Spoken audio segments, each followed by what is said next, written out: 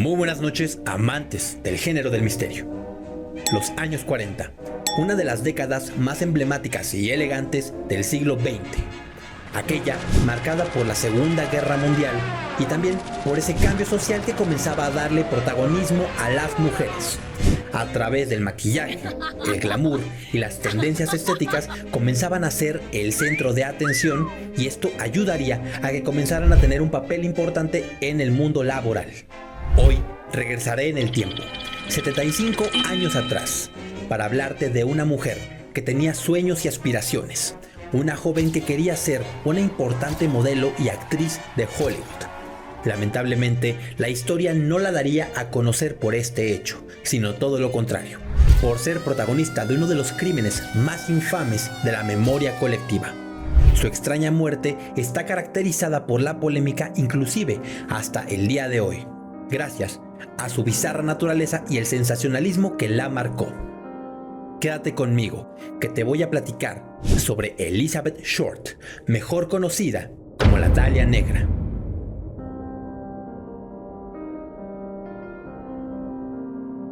Iniciamos.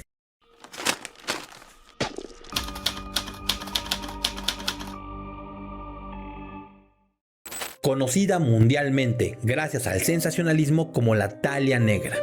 Esto por su característica vestimenta, sus ojos claros, su tez blanca perfecta y su cabello negro.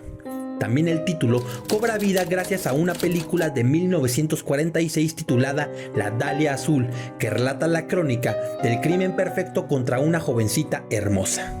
Eso era Elizabeth, una jovencita hermosa de tan solo 22 años, nacida un 29 de julio de 1924. Venía de una familia adinerada, ya que su padre, Cleo Short, se dedicaba al negocio del minigolf. Sin embargo, ante la crisis del 29, su negocio quiebra, y es aquí donde, para no afrontar los problemas financieros de la familia, decide fingir su suicidio. Esto resulta fatal para todos. Fue bastante creíble la historia, ya que su coche fue encontrado cerca del puente Charleston, donde las autoridades asumieron que este había saltado al río. Esto resultó devastador, ya que 10 años después el padre reaparece para pedir perdón. Sin embargo, es rechazado por la familia, a excepción de Elizabeth, quien decide irse a vivir con él, ya que sabía que este residía en Los Ángeles, California. La intención era probar suerte en Hollywood a través de la actuación y el modelaje. Al momento de irse a vivir con este, se da cuenta que únicamente lo que buscaba era una sirvienta. Además, comienza a ser víctima de sus abusos físicos y psicológicos. Es en este punto donde decide confrontarlo y posteriormente separarse de él para irse a vivir a Santa Bárbara, donde trabajaría como cajera y en una comisaría. Este dato no hay que olvidarlo, ya que será importante más adelante. Volviendo a la historia, Elizabeth buscaba salir adelante con sus propios medios, esto sin descuidar a su familia, a quienes visitaba constantemente y de forma recurrente les ayudaba con algo de dinero. Nuestra protagonista estaba enamorada de un joven llamado Matthew Gordon Flicking, a quien conoció en Florida. Este trabajaba en la base aérea de la Reserva Naval de Long Beach. Sin embargo, por este motivo, el joven es enviado a Europa. Con la promesa de volver, la joven se entera años después de que su prometido murió un 10 de agosto de 1945. La noticia la deja devastada, y es en este punto donde todo a su alrededor comienza a caerse. Un claro ejemplo de ello es que es arrestada en Santa Bárbara por alcoholizarse, siendo menor de edad. Tras este evento se muda de nueva cuenta a Hollywood, y es aquí donde comienza a vivir en casas privadas y pensiones pequeñas. También comienza trabajando como camarera en un hotel. Sin embargo, y lastimosamente, el poco dinero que generaba lo gastaba en ropa y maquillaje, pues albergaba la esperanza de que algún cazatalentos, productor o actor de Hollywood la viera y que por su belleza natural la hiciese triunfar en el mundo del espectáculo. Por este último motivo, Beth comienza a frecuentar bares nocturnos. Esto resultaría ser una idea terrible, ya que los hombres, en vez de brindarle una oportunidad laboral, solo buscan aprovecharse de ella. Es en este punto donde comienza a sentirse presionada y a relacionarse con gente que, digamos, no era la adecuada.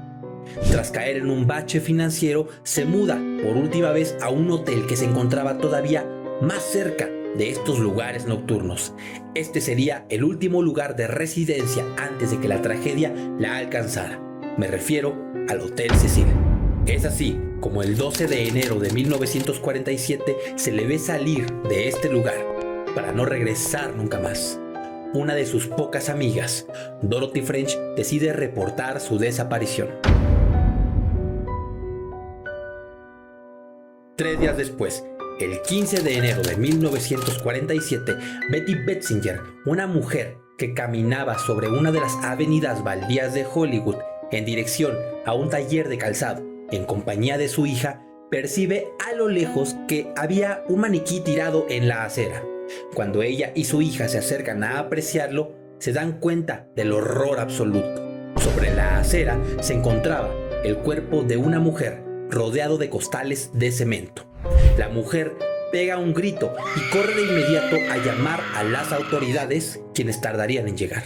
Esto sería un error que les costaría caro, ya que al momento de llegar se dieron cuenta que el lugar se encontraba infestado de curiosos y periodistas que arruinaban la evidencia.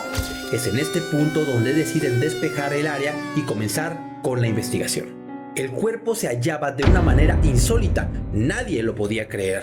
Se encontraba seccionada a la mitad. La postura de los brazos era de 90 grados.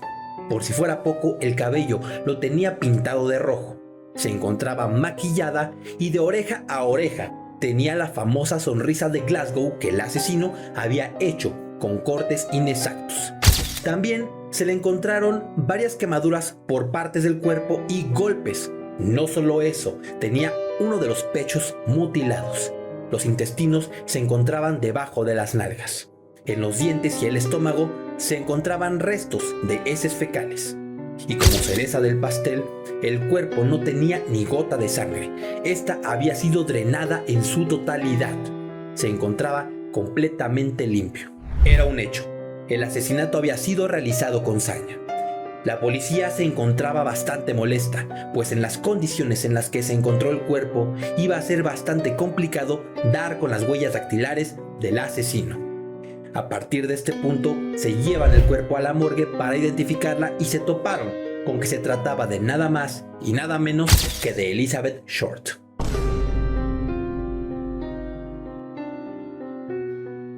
Te preguntarás, ¿cómo la identificaron? Simple. Recordemos que la joven ya había trabajado en una estación de policía. Adicional a esto, fue arrestada años atrás en Santa Bárbara, por lo cual ya tenían el registro de sus huellas dactilares. Y como cereza del pastel, la familia fue a identificarla. A la madre se le llevó con mentiras hasta Los Ángeles. Le hicieron creer que su hija se encontraba grabando una película. Pero al momento de llegar, se topó de cara con el horror absoluto. Tenía que identificar el cuerpo de su fallecida hija. Era ahora el turno de la policía para hallar al responsable. Recordemos que Elizabeth, además de frecuentar bares nocturnos, se relacionaba con personas peligrosas, políticos, muchas veces personalidades, los cuales no mancharían su imagen haciéndole daño a esta joven. El 16 de enero de ese mismo año, el forense a cargo, Frederick Newbar, dictaminó la causa de la muerte: hemorragia en shock por contusión cerebral. Adicional a esto, encontró varios detalles en el registro del cuerpo. Por ejemplo, los cortes que se encontraron en Elizabeth habían sido hechos con una precisión exacta, es decir, con material quirúrgico, y sobre todo, estos se habían realizado después de que la joven murió. Uno de los cortes más llamativos y notorios que el forense detectó fue el realizado por hemicorporectomía. Esta es una amputación traslumbar que se ejerce a través del torso para retirar pelvis y extremidades inferiores. Este es realizado en una parte del cuerpo donde no se daña al hueso. Adicional a esto, se encontraron en las partes íntimas de la mujer hierba y pedazos de carne. Se tenía una pista importante: el asesino podía ser un médico o un aficionado a la medicina. Es a partir de aquí donde todo se comienza a complicar. Recordemos que el cuerpo fue encontrado en situaciones bastante extrañas y era bastante difícil tomar huellas dactilares del mismo. Con este dictamen forense se comenzó una investigación más a fondo. La policía fue bastante clara. No se descarta a nadie. Lamentablemente, el sensacionalismo mediático comenzó a acaparar la noticia. Esto al parecer molestó y también incitó al asesino a mandar notas y cartas a la policía, muchas veces acompañadas de evidencia, fotografías, accesorios, ropa de Elizabeth y la más notoria, una libreta con 75 nombres que venía impregnada de gasolina, método rústico que se utiliza para borrar huellas dactilares. Los mensajes se leían con recortes de periódico o en la mayoría de las veces con el puño y letra del asesino, quien firmaba como el vengador de la Dalia Negra. Algunas de las notas decían lo siguiente: Aquí están las pertenencias de la Dalia Negra. Vayan despacio. Un consejo del asesino de la Dalia Negra. El pollo más grande de China. Le siguen buscando después de 1000 años. Entre los 200 sospechosos que se tuvieron en la mira, la mayor parte eran gente que frecuentaba los bares que visitaba Elizabeth, políticos, personalidades y gente peligrosa. Sin embargo, nunca se encontró evidencia contra cada uno de ellos. Sin embargo, hubo dos sospechosos principales. El primero, Robert Road, un joven de 25 años.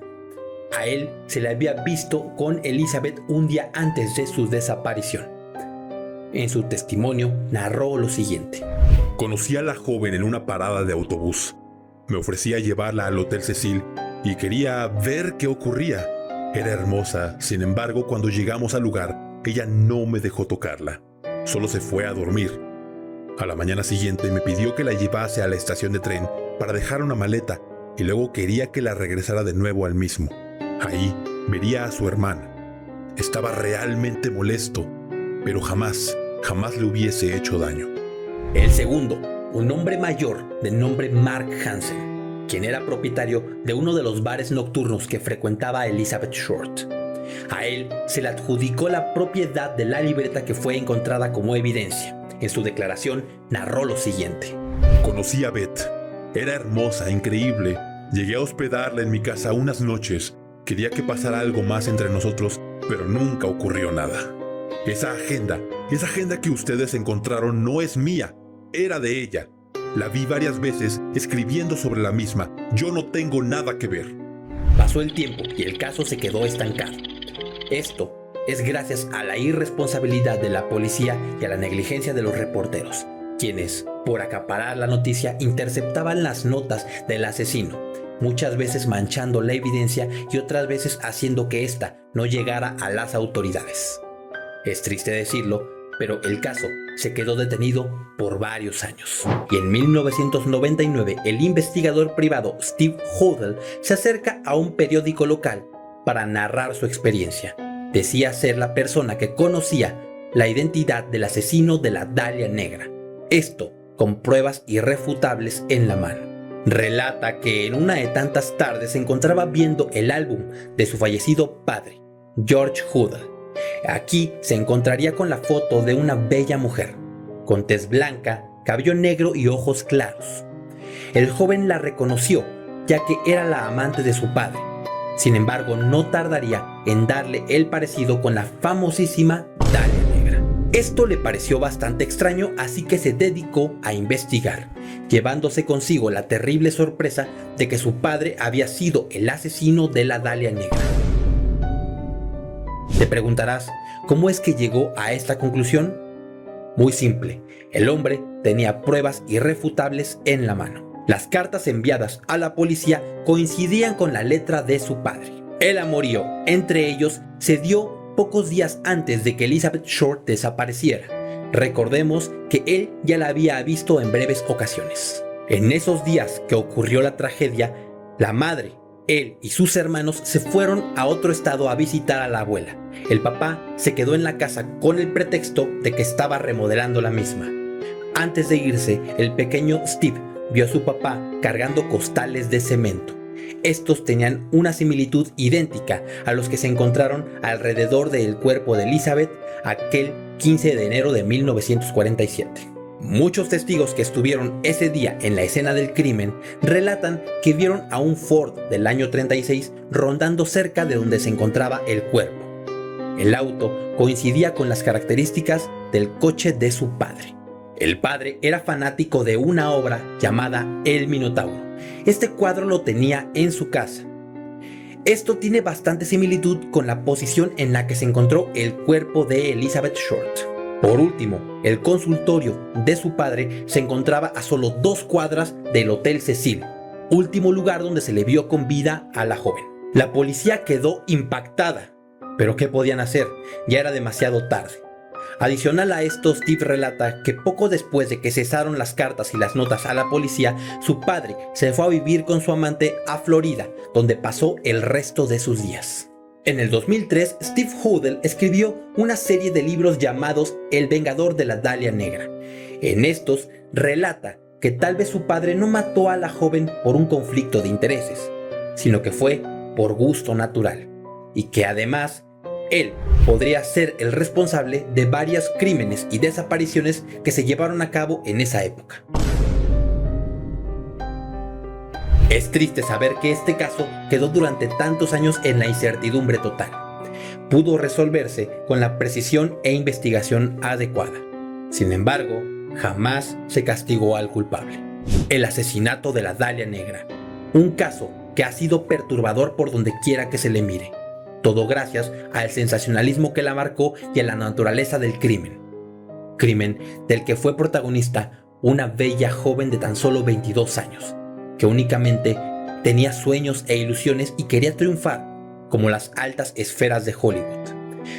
Este es el caso de Elizabeth Short, a quien lastimosamente el mundo entero recuerda como la Dalia Negra.